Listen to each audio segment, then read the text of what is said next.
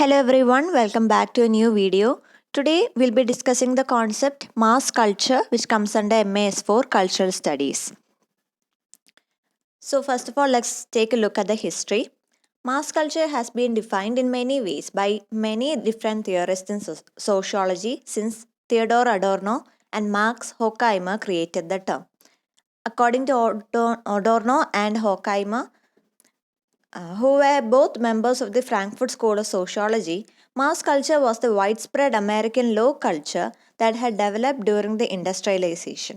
It is often said to have replaced agricultural, pre-industrial folk culture. Some sociologists claim that mass culture was replaced by popular culture in postmodern society. Others argue that today, mass culture is used as an umbrella term for all folk, popular, avant-garde, postmodern culture. So that's the first thing. ഹിസ്റ്ററിയുടെ കാര്യം പറയുകയാണെങ്കിൽ ആ ഒരു mass culture എന്ന term തന്നെ coin ചെയ്തത് Adorno Horkheimer ആണ്. അവരുടെ കൾച്ചർ ഇൻഡസ്ട്രീന്ന് എസ്സെയാണ് നമുക്ക് പഠിക്കാനുള്ളത്. അവർ ഫ്രാങ്ക്ഫുർട്ട് സ്കൂളിൻ്റെ ഒരു ഭാഗമായിരുന്നു, അതിൻ്റെ മെമ്പേഴ്സ് ആയിരുന്നു.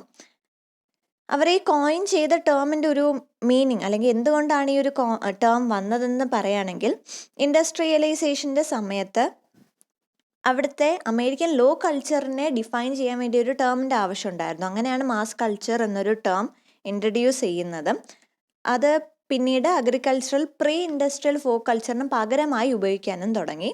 ഇപ്പോഴത്തെ ഒരു കോയിനേജ് വെച്ച് നോക്കുമ്പോൾ ശരിക്കും പോപ്പുലർ കൾച്ചർ മാസ് കൾച്ചറും രണ്ടും ഇൻ്റർചേഞ്ചബിൾ ആയിട്ട് നമ്മൾ യൂസ് ചെയ്യുന്നുണ്ട്. പക്ഷേ വേറൊരു ആർഗ്യുമെൻ്റ് ഉണ്ട്, അതായത് മാസ് കൾച്ചർ എന്ന് പറയുന്നത് ആക്ച്വലി ഒരു അംബ്രല്ല ടേമായി മാറി അതിൻ്റെ അകത്താണ് ഫോക്ക് കൾച്ചറും പോപ്പുലർ കൾച്ചറും Avantgarde culture, post modern culture ഇതെല്ലാം തന്നെ ഒരുമിച്ച് മാസ് കൾച്ചർ എന്ന് പറയുന്നുണ്ട് എന്നുള്ളൊരു ഡെഫിനേഷനും കൂടി ഇപ്പോൾ വരുന്നുണ്ട്. Next we will take a look at the features that were defined by the Frankfurt school. So mass കൾച്ചറിൻ്റെ ഫീച്ചേഴ്സ് നോക്കുകയാണെങ്കിൽ it was developed in capitalist society, industrialise cities. ഞാൻ പറഞ്ഞു ഇൻഡസ്ട്രിയലൈസേഷൻ്റെ ഒരു സമയത്താണ് വന്നത്. So that's the first feature. And then develop to fill the void left by the disappearing folk culture. കാരണം industrial revolution വന്നപ്പോഴേക്കും ഫോക്ക് കൾച്ചർ എല്ലാം തന്നെ അന്യാധീനമായി പെട്ടു തുടങ്ങി. അപ്പോൾ അതിന് പകരമായിട്ടൊരു കൾച്ചറിൻ്റെ ആവശ്യമുണ്ടായിരുന്നു, ഒരു കോയിനേജിൻ്റെ ആവശ്യമുണ്ടായിരുന്നു. അങ്ങനെ പ്രീ ഇൻഡസ്ട്രിയൽ ഫോക്ക് കൾച്ചറിന് പകരമായിട്ടാണ് മാസ് കൾച്ചർ വന്നത്. And then it encourage passive consumer behaviourism. Mass കൾച്ചറാണ്, മാസ്സായിട്ടാണ് പ്രോഡക്ട്സ് വിൽക്കപ്പെടുന്നത്, മാസ്സായിട്ടാണ് സർവീസസ് കൊടുക്കപ്പെടുന്നത്. അപ്പോൾ അതുകൊണ്ട് തന്നെ അത് ആ ഒരു കൺസ്യൂമർ ബിഹേവിയർ എൻകറേജ് ചെയ്തു. Mass produced goods were available that were accessible and understandable, and it was created for the people but not by the people. Mass culture was created and spread by the production of companies and wealthy businessmen. കാരണം machines ഒക്കെ ഉണ്ടെങ്കിൽ മാത്രമേ ഇത്രയും ഒരു huge amount of ക്വാണ്ടിറ്റിയിൽ നമുക്ക് അത്രയും products ഉണ്ടാക്കാൻ പറ്റത്തുള്ളൂ. So it was created for the people but not by the people. പിന്നെ മാനുഫാക്ചറേഴ്സ് ആരാണെന്ന് നോക്കുകയാണെങ്കിൽ മോസ്റ്റ് ഓഫ് ദ ടൈം നല്ല അത്യാവശ്യം ഫിനാൻഷ്യലി വെൽ ഓഫ് ആയിട്ടുള്ള ആൾക്കാരായിരുന്നു മാനുഫാക്ചറേഴ്സ് ആയിട്ടും വന്നിട്ടുള്ളത്. The goal is to maximise profit and the lowest common denominator safe, predictable and intellectually undemanding. അപ്പോൾ ശരിക്കും ബിസിനസ്സാണ് ഇവരുടെ എല്ലാം മനസ്സിലുള്ളത്, പ്രോഫിറ്റ് എങ്ങനെയെങ്കിലും കിട്ടുക, അതായിരുന്നു അവരുടെ അൾട്ടിമേറ്റ് ഗോൾ എന്ന് പറയുന്നത്. ആൻഡ് ഒരുപാട് ആക്സസിബിൾ ആയിരുന്നു, അഫോർഡബിൾ ആയിരുന്നു, കാരണം അത്രയും ഹ്യൂജ് ക്വാണ്ടിറ്റിയിൽ പ്രോഡക്ട്സ് അവൈലബിൾ ആയതുകൊണ്ട് തന്നെ. Some examples are films, radio, television show, popular books and music, tabloid magazine, fast food advertising, fast fashion etcetera. കാരണം പ്രോഡക്ട്സ് ആൻഡ് സർവീസ് എന്ന് പറയുമ്പോൾ നമ്മൾ നിത്യം ഉപയോഗിക്കുന്ന സാധനങ്ങൾ തന്നെ ആകണമെന്നില്ല. ഇപ്പം നമ്മളൊരു ടി വി ഷോ കാണുന്നു അല്ലെങ്കിൽ പ്രോഗ്രാംസ് ടി വിയിലൂടെ കാണുന്നെങ്കിൽ പോലും അതിന് പിന്നിലും TRP എന്നുള്ളൊരു കാര്യമുണ്ട്. അങ്ങനെ അത് മാർക്കറ്റ് ചെയ്യുന്നുണ്ട്. സോ ഇങ്ങനത്തെ എൻ്റർടൈൻമെൻറ്റ് ഫാക്ടേഴ്സ് വരെ ഒരു പ്രോഫിറ്റ് ജനറേഷൻ എന്നുള്ളൊരു മോട്ടീവിൽ മാർക്കറ്റ് ചെയ്യപ്പെടുന്നുണ്ട്. Next we are going to talk about the mass culture theory. So there are different views around mass culture in sociology. Most sociologists in the 20th century were critical of it, seeing it as a danger to the real authentic art and high culture as well as to the consumers who are manipulated through it. ideas were collected within the mass culture theory. So they argue that industrialization and capitalism have transformed society. Previously, people used to be closely connected through meaningful common mythology, culture practice, music, clothing tradition, etc. Now they are all consumers of the same manufactured, pre-packaged culture, yet unrelated to and disintegrated from each other. This theory of mass culture has been critical by many of the elitist views of art, culture, and society. Others produce their own approach to mass culture and its role in society. So mass culture theory തന്നെ എടുത്ത് നോക്കുകയാണെങ്കിൽ അത് കൂടുതലും ക്രിട്ടിക്കലായിരുന്നു. ഒരുപാട് criticism ആയിരുന്നു അവർ പറഞ്ഞിരുന്നത്. അതിൽ മെയിനായിട്ട് അവർ പറഞ്ഞിരുന്നത് ശരിക്കുമുള്ളൊരു റിയൽ ആർട്ട്, റിയൽ കൾച്ചറിൽ നിന്ന് ഒരു ഡിവിഷൻ ഉണ്ടാക്കിയാണ്. മാസ് കൾച്ചറിലൂടെ നമുക്ക് ശരിക്കും റിയൽ കൾച്ചർ എന്താണെന്ന് നമ്മൾ മറന്നു പോകുന്നു. അതുകൊണ്ട് തന്നെ അത് ഹൈ കൾച്ചറിനൊക്കെ ഒരു ഡേഞ്ചറായിട്ട് വരുന്ന ഒരു കാര്യമാണെന്നാണ് മിക്ക ക്രിറ്റിക്സും പറഞ്ഞിരുന്നത്. എഗെയിൻ അതൊരു മെറ്റീരിയലിസ്റ്റിക് ആയിട്ടുള്ള കൺസ്യൂമർ സൊസൈറ്റിയാണ് ഉണ്ടാക്കിയിരുന്നത്. കാരണം നേരത്തെ നമ്മളെല്ലാവരും തന്നെ നമ്മുടെ ട്രഡീഷൻ, നമ്മുടെ കൾച്ചറിലൂടെ കണക്റ്റഡ് ആയിരുന്നു. പക്ഷേ ഇപ്പോൾ കൾച്ചർ പോലും കമേഴ്ഷ്യലൈസ് ആയി പോവുകയാണ്, ബിസിനസ്സായി പോവുകയാണ്. അപ്പോൾ അതിലൂടെ തന്നെ ആൾക്കാരുകൾ ആ ഒരു യൂണിറ്റി അവിടെ കാണുന്നില്ല. കൂടുതൽ ആൾക്കാരും കൺസ്യൂമർ ഒരു റോളാണ് ഏറ്റെടുത്തിരുന്നത്. പരസ്പരമുള്ളൊരു ധാരണയോ പരസ്പരമുള്ളൊരു സ്നേഹമോ യൂണിറ്റിക്കോ പകരം അവിടെ എൻ്റെ കയ്യിൽ ഈ ഒരു പ്രോഡക്റ്റ് ഇല്ല, അവൻ്റെ കയ്യിൽ ഈ പ്രോഡക്റ്റ് ഉണ്ട്, അപ്പോൾ എനിക്ക് ഈ സാധനം വാങ്ങിച്ചേ പറ്റത്തുള്ളൂ, ഇല്ലെങ്കിൽ സൊസൈറ്റിയിൽ എൻ്റെ വില പോകും എന്നുള്ളൊരു ചിന്ത, അങ്ങനത്തെ ഒരു desire to buy it when we have no need for it, ആ ഒരു ഡിസയറും ആ ഒരു കൺസ്യൂമർ ബിഹേവിയറാണ് കൂടുതലും നമ്മുടെ സൊസൈറ്റിയിൽ ഇപ്പോൾ വരുന്നത്. And then that's a piece about Frankfurt school. നമ്മൾ ഇതിനെക്കുറിച്ച് ഡീറ്റെയിൽ വീഡിയോ സെപ്പറേറ്റ് ആയിട്ട് എടുത്തിട്ടുണ്ട്. ബ്രീഫ്ലി പറയുകയാണെങ്കിൽ അത് മാർക്സിസ്റ്റ് സോഷ്യോളജിസ്റ്റുകളുടെ ഒരു കൂട്ടായ്മയാണ്, സ്കൂളാണ്. ജർമ്മനിയിലെ ഫ്രാങ്ക്ഫർട്ടിലാണ് ഇത് എസ്റ്റാബ്ലിഷ്ഡ് ആയിട്ടുള്ളത്. Hence the name Frankfurt school. So ഇവരുടെ ഈ ഒരു സ്കൂളിൻ്റെ ഭാഗമായിരുന്നു അഡോർണോയും ഹോക്കൈമറും. അവരാണ് മാസ് കൾച്ചർ എന്ന ടേം കോയിൻ ചെയ്തത്. And they develop the idea of mass culture, which they defined as a society where the people, the masses, are connected through universal cultural ideas and goods instead of unique folk histories.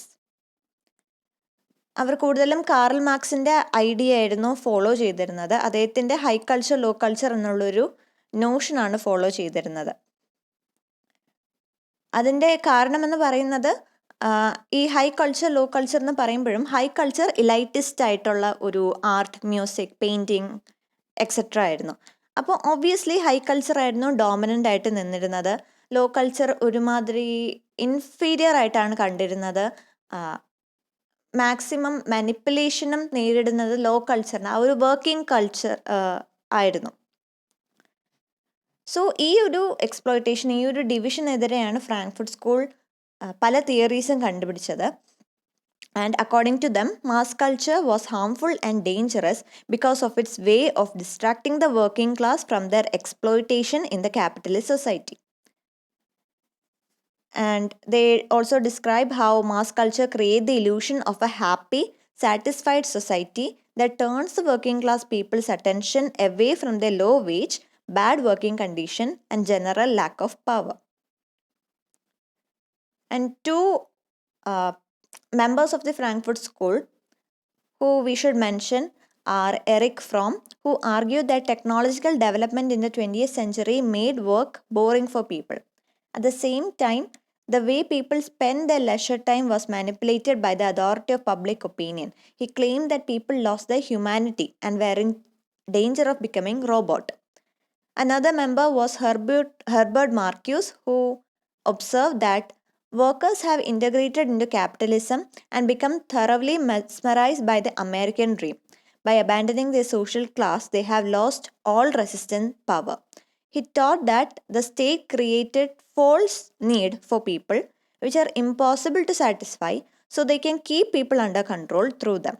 Art has lost its power to inspire revolution and culture has become one-dimensional. അപ്പം നമ്മൾ ഇതുവരെ പറഞ്ഞ ideas തന്നെയാണ് ഈ രണ്ട് തിയറിസ്റ്റുകളും പറഞ്ഞു വെക്കുന്നത്. അതായത് സൊസൈറ്റി ഇപ്പോൾ കൺസ്യൂമറിസ്റ്റായി, ക്യാപിറ്റലിസ്റ്റായി മാറിക്കൊണ്ടിരിക്കുകയാണ്. മെറ്റീരിയൽസിൻ്റെ പുറകെ മാത്രം പോകുന്ന, പ്രോഫിറ്റ് മാത്രം ചിന്തിക്കുന്ന ഒരു ഇൻഡസ്ട്രിയൽ സൊസൈറ്റി ആയിട്ട് മാറിക്കൊണ്ടിരിക്കുകയാണ്. അവിടെ തന്നെ ആൾക്കാർ കൺസ്യൂമേഴ്സ് ആയിട്ടാണ് കൂടുതലും ബിഹേവ് ചെയ്യുന്നത്. ഓൾമോസ്റ്റ് റോബോട്ട്സ് ആയിട്ട് തന്നെ മാറിക്കൊണ്ടിരിക്കുകയാണ്. They have no humanity left in dum.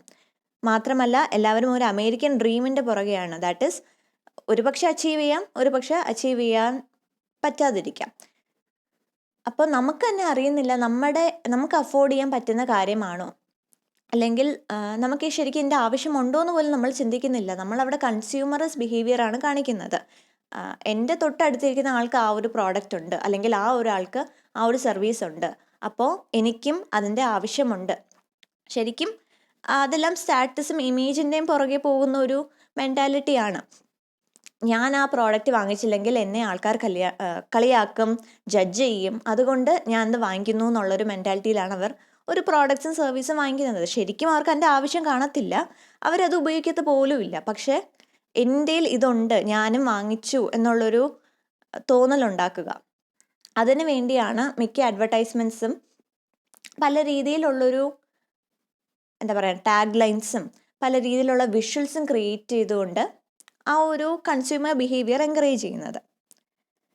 Next we are going to talk about elite theory, which was led by Antonio Gramsci, that believed in the idea of cultural hegemony. This is the idea that there is always a leading cultural group among all the competing ones that determine the value system and pattern of consumption and production. They tend to believe that the masses need leadership in terms of cultural consumption, so they accept the culture created for them by an elite group. The main concern of elite theorists is to protect high culture from negative influence of low culture, which has been established to the masses. Mass കൾച്ചറായിട്ട് connect ചെയ്ത് വരുന്ന ഒരു തിയറിയാണ് elite theory. അത് cultural hegemony believe ചെയ്യുന്ന ആൾക്കാരാണ്, അതായത് ഈ ഡിവിഷനിൽ ബിലീവ് ചെയ്യുന്ന ആൾക്കാരാണ് ഇങ്ങനെ ഒരു ലീഡിങ്, ഒരു ഡോമിനൻ്റ് ആയിട്ടൊരു കൾച്ചർ ഗ്രൂപ്പിൻ്റെ ആവശ്യമുണ്ടെന്നും അത് മിക്കപ്പോഴും ഇലൈറ്റ് ഗ്രൂപ്പ് തന്നെ ആയിരിക്കണം. Why? Because they have the privilege, they have the power. അവരാണ് ഈ ഹൈ കൾച്ചറൊക്കെ റെപ്രസെൻ്റ് ചെയ്യുന്നത്. അതായത് കോൺസേർട്സ് അല്ലെങ്കിൽ എന്താ പറയുക, നല്ല പ്രോഗ്രാംസ് ഉണ്ടല്ലോ, ഒരുപാടധികം TRP കിട്ടുന്ന, ഒരുപാടധികം ഫോളോയിങ് ഉള്ള പ്രോഗ്രാംസും കാര്യങ്ങളെല്ലാം തന്നെ ഇലൈറ്റ് കൾച്ചറിൻ്റെ ഭാഗമായിട്ട് വരുന്നതാണ്. മ്യൂസിക്, ആർട്ട്, പെയിൻറ്റിങ്, അതെല്ലാം. അപ്പം അതിനെ പ്രൊമോട്ട് ചെയ്യുന്ന ആൾക്കാരാണ് ഇലൈറ്റ് ഗ്രൂപ്പ്. അവർ ശരിക്കും ആവശ്യമാണ് സൊസൈറ്റിയിൽ, കാരണം അങ്ങനെ ഒരു ലീഡർഷിപ്പിൻ്റെ ആവശ്യമുണ്ട്. മാത്രമല്ല ഈ ലോ കൾച്ചർ എന്ന് പറയുന്ന ഫോക്ക് കൾച്ചറൊക്കെ ഉണ്ട്, അതിൽ നിന്നൊരു ഡിവിഷൻ ആവശ്യമാണ്. ആ ഒരു ലോ കൾച്ചർ ഒരിക്കലും സൊസൈറ്റി ഇൻഫ്ലുവൻസ് ചെയ്യാൻ പാടില്ല എന്ന് പറഞ്ഞുകൊണ്ട് ആ ഒരു കൾച്ചറൽ ഹെജമണി, ആ ഒരു ഡിവിഷണൽ ബിലീവ് ചെയ്യുന്ന ഒരു തിയറിയാണ് elite theory. It was led by Antonio Gramsci. Main scholars were Walter Benjamin and Gramsci himself. Next term that is connected with mass culture is Americanisation. ഇതിൽ പറയുന്ന മെയിൻ ഐഡിയ എന്ന് പറയുന്നത് US ആണ് ഏറ്റവും dominant ആയിട്ടുള്ളൊരു പ്രോഡക്റ്റ് പ്രൊഡ്യൂസർ എന്നുള്ളൊരു ബിലീഫാണ്. കാരണം ഇപ്പോൾ ഏതൊരു ഫാക്ടർ എടുത്താലും, എൻ്റർടൈൻമെൻറ്റ് എടുത്താൽ പോലും നമ്മൾ കൂടുതലും American TV shows, American pop music, American food chains, ഇതൊക്കെയാണ് നമ്മൾ ഫോളോ ചെയ്യുന്നത്. അല്ലെങ്കിൽ നമ്മൾക്ക് പെട്ടെന്ന് മനസ്സിൽ വരുന്നതും ഇതാണ്. നമ്മൾ ഏറ്റവും കൂടുതൽ കൺസ്യൂമേഴ്സ് ആയിട്ടുള്ളതും അമേരിക്കൻ കൾച്ചറിൻ്റെയാണ്. അപ്പോൾ ആ ഒരു idea, US as the dominator in culture, അതാണ് അമേരിക്കനൈസേഷൻ എന്ന് പറയുന്നത്. Americans created a universal, standardized, artificial and superficial culture that can be adapted and enjoyed by anyone, but that is not deep, meaningful or unique in any way. Examples are McDonald's fast food restaurants and globally popular American fashion brand. ഈ അമേരിക്കനൈസേഷൻ എന്ന് പറയുന്നത് mass കൾച്ചറിൻ്റെ ഒരു ഭാഗമായിട്ട് നമ്മൾ പറയുമ്പോൾ ഒരു include ചെയ്യാൻ പറ്റുന്നൊരു പോയിൻ്റാണ്. സോ ഇലൈറ്റ് തിയറിസ്റ്റുകൾ എന്താണ്, തിയറിയെക്കുറിച്ച് നമ്മൾ പറഞ്ഞു. ഇനി എന്താണ് ഇലൈറ്റ് തിയറി പറയുന്ന മാസ് കൾച്ചറിൻ്റെ കുറച്ച് ഫീച്ചേഴ്സ് ഞാൻ പറഞ്ഞു. അവർ ക്രിട്ടിക്കലാണ് മാസ് കൾച്ചറിന്. അപ്പോൾ അവർ പറയുന്ന കാര്യം, it lacks creativity, it is brutish, backward, it is dangerous because it is morally worthless and it is a danger to high culture in particular. അവരുടെ മെയിൻ ഇഷ്യൂ ഇതാണ്. ഇലൈറ്റ് തിയറിസ്റ്റുകൾ പ്രൊമോട്ട് ചെയ്യുന്നത് ഹൈ കൾച്ചറാണ്. മാസ് കൾച്ചർ ഹൈ കൾച്ചറിനൊരു ഭീഷണിയാണെന്ന് കണ്ടുകൊണ്ടാണ് അവർ കൂടുതലും മാസ് കൾച്ചറിനെ തള്ളിപ്പറയുന്നത്. And they say it encourages passivity instead of active participation in culture. And then they also had criticisms. Many critics argue that one cannot make such easy distinction between high culture and low culture as elite theorists claim. There is a lack of convincing evidence behind the idea that culture of the working class, which equals mass culture, is brutish and uncreative. And elite theorists' idea of vibrant folk culture, happy peasantry, is criticized by many who claim it is a glorification of the situation. So ആദ്യം പറഞ്ഞത് elite തിയറിസ്റ്റുകൾ എങ്ങനെയാണ് mass കൾച്ചറിനെ കുറ്റപ്പെടുത്തുന്നതെന്നാണ്. അപ്പോൾ പറഞ്ഞു വെക്കുമ്പോൾ obviously അതിനെ against ആയിട്ട് പറയുന്ന ആൾക്കാരുണ്ട്. അപ്പോൾ ഇലൈറ്റ് തിയറിസ്റ്റുകളുടെ ഈ ഒരു എന്താ പറയുക വ്യൂ പോയിന്റ്സിനെ കുറ്റപ്പെടുത്തിക്കൊണ്ട് വേറെ കുറച്ച് ക്രിറ്റിക്സും വന്നിട്ടുണ്ട്. അവർ പറയുന്ന മെയിൻ പോയിന്റ് ഇതാണ്, ഇങ്ങനെ ഒരു ഡിവിഷൻ്റെ ആവശ്യമേ ഇല്ല, ഹൈ കൾച്ചറാണ് പ്രൈമൽ അല്ലെങ്കിൽ ഹൈ കൾച്ചറാണ് സുപ്പീരിയർ എന്ന് പറയേണ്ട ആവശ്യമേ ഇല്ല. കാരണം മറ്റേതും ഇപ്പോൾ വർക്കിംഗ് ക്ലാസ്സിൻ്റെ കൾച്ചർ ആണെങ്കിലും it is culture, it deserves it's on importance. അപ്പോൾ അങ്ങനെ ഒരു എന്താ പറയുക വ്യൂ പോയിന്റ്സും ഉണ്ട്, അതിന് എഗെയിൻസ്റ്റ് ആയിട്ട് പറയുന്നവരും ഉണ്ട്. That's about elite theory. Next is mass culture in sociology. Postmodernists such as Dominic Strinati were critical of mass culture theory, which they accuse of perpetuating elitism. They believed in cultural diversity and view popular culture as appropriate field for this. And he also argued that it is extremely difficult to define taste and style, which is different for everybody depending on their personal history and social context. But at the same time, he does agree with elite theory on some points. He defined art as the expression of an individual vision. He believed that commercialization rids art of its aesthetic value. He was also critical of Americanization, which he viewed as a problem for the leftist thinkers, not only for the conservative theorists. So, സോഷ്യോളജിയിൽ വരുമ്പോൾ പോലും post മോഡേണിസ്റ്റുകൾ എന്താണ് elite തിയറിയെ support ചെയ്തിട്ടുണ്ട്, ക്രിട്ടിസൈസും ചെയ്തിട്ടുണ്ട്. അവർ elite theory എങ്ങനെയാണ് support ചെയ്യുന്നത്? Elite theory പറഞ്ഞ കുറച്ച് കാര്യങ്ങളാണ്. ആർട്ട് എന്ന് പറയുന്നത് സബ്ജക്റ്റീവാണ്. അതുപോലെ തന്നെ കമേഴ്ഷ്യലൈസേഷൻ ശരിക്കും ഒരു പ്രോഡക്റ്റിൻ്റെ അല്ലെങ്കിൽ സർവീസിൻ്റെ വാല്യൂ നഷ്ടപ്പെടുത്തിക്കൊണ്ടിരിക്കുകയാണ്. ഒരു കാര്യത്തെ ബിസിനസ് ആക്കുമ്പോൾ അതിൻ്റെ വാല്യൂ നഷ്ടപ്പെടുന്നു. ഈ കാര്യങ്ങളൊക്കെ പിന്നെ അമേരിക്കനൈസേഷനെ കുറിച്ചും ഇലൈറ്റ് തിയറി പറഞ്ഞു വെക്കുന്നത് നമുക്ക് ഒരു എക്സ്റ്റെൻഡ് വരെ ശരി വെക്കാൻ പറ്റും. പക്ഷെ അതേസമയം എന്താണ് ഈ ഒരു division, high culture low culture division ഉണ്ടാക്കുക, ഹൈ കൾച്ചറാണ് superior, working class culture inferior ആണെന്നുള്ളൊരു ഒപ്പീനിയൻ പറയുക, ഇത് പോസ്റ്റ് മോഡേണിസ്റ്റുകൾക്ക് പോലും അക്സെപ്റ്റ് ചെയ്യാൻ പറ്റുന്ന വ്യൂ പോയിന്റ് ആയിരുന്നില്ല. അതാണ് സോഷ്യോളജിയിൽ വരുമ്പോൾ മാസ് കൾച്ചറിൻ്റെ ഒരു ഇൻഫ്ലുവൻസ് എന്ന് പറയുന്നത്. And next is another term that is concerned with mass culture. നമ്മൾ പറഞ്ഞു മാസ് കൾച്ചറും പോപ്പുലർ കൾച്ചറും ഇൻ്റർചേഞ്ചബിൾ ആയിട്ടാണ് ഉപയോഗിക്കുന്നത്. അപ്പോൾ ശരിക്കും പോപ്പുലർ കൾച്ചർ എന്താണെന്ന് പറയുമ്പോൾ John story has given almost 6 different definition for popular culture. Let's take a look at that.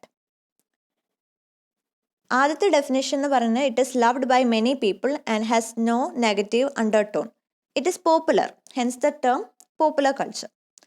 Next is popular culture is everything that is not high culture. It is therefore an inferior culture. High കൾച്ചറിൻ്റെ other ആയിട്ട് വരുന്നതാണ് popular culture എന്നാണ് രണ്ടാമത്തെ definition. Next is it is mass produce material good accessible to the masses. അപ്പോൾ ഈ ഒരു ഡെഫിനേഷനാണ് എനിക്ക് തോന്നുന്നു കൂടുതലും മാസ് കൾച്ചറായിട്ട് കൺഫ്യൂഷൻ വരാനുള്ള സാധ്യത. കാരണം പോപ്പുലർ കൾച്ചറിലും മാസ് പ്രൊഡ്യൂസ് ഗുഡ്സ് ആണുള്ളത്, ഈസിലി ആക്സസിബിൾ ആണ്. മാസ് കൾച്ചറിലും ഏകദേശം സെയിം ഡെഫിനേഷൻ ആണ്. ഒരു പക്ഷേ ഈ കാരണം കൊണ്ടായിരിക്കാം പോപ്പുലർ കൾച്ചറും മാസ് കൾച്ചറും ഒരു എന്താ പറയുക ഇൻ്റർചേഞ്ചബിൾ ആയിട്ട് ഉപയോഗിക്കുന്നത്. The fourth is that popular culture is folk culture made by and for the people. It is authentic, unique and creative. Next definition is that it is the leading culture accepted by all classes. And the last definition is that it is a diverse culture where authenticity and commercialization are blurred and people have the choice to create and consume whatever culture they please. This is the post-modern meaning of popular culture. അപ്പോൾ ഇത് 6 different definitions ആണ് over the period of time എങ്ങനെയാണ് popular കൾച്ചറിൻ്റെ ഒരു definition meaning എന്ന് പറഞ്ഞാൽ മാറി മറിഞ്ഞതെന്ന്. Last വന്നിട്ട് post modern meaning ആണ്. അതായത് ഒത്തൻറ്റിസിറ്റി അതുപോലെ തന്നെ കമേഴ്ഷ്യലൈസേഷൻ എന്ന് പറയുന്ന ഒരു ഡിവിഷൻ അത് ശരിക്കും ബ്ലേർഡ് ആണ്. There is actually no difference between authentic and commercialisation. And people have the right and the space to create and consume whatever culture they please. ഇപ്പം നമ്മൾ ഇന്ത്യൻസ് ആയിട്ട് കൂടി നമുക്ക് അമേരിക്കൻ കൾച്ചർ നമ്മൾ ഫോളോ ചെയ്യുന്നുണ്ട്. അമേരിക്കൻ ടി വി ഷോസ് കാണുന്നുണ്ട്, American food കഴിക്കുന്നുണ്ട്, American എന്താ പറയുക ബ്രാൻഡ് വാങ്ങിക്കുന്നുണ്ട്, അമേരിക്കൻ ബ്രാൻഡ് പ്രോഡക്ട്സ് നമ്മൾ യൂസ് ചെയ്യുന്നുണ്ട്. സോ അതൊരു എക്സാമ്പിളായിട്ട് നമുക്ക് പറയാൻ പറ്റും. അങ്ങനെ നമ്മൾ post modern meaning of popular കൾച്ചറിലാണ് കൂടുതലും എന്താ പറയുക ജീവിക്കുന്നത് ഈ ഒരു സൊസൈറ്റിയിൽ, ഈ ഒരു time period. So that is the difference of popular culture and mass culture. വലിയൊരു ഡിഫറൻസ് ഇല്ല, കാരണം അത് ഇൻ്റർചേഞ്ചബിൾ ആയിട്ട് ഉപയോഗിക്കുന്നതുകൊണ്ട്. So that's the brief analysis of what is mass culture. And thank you for listening. I'll see you in the next video.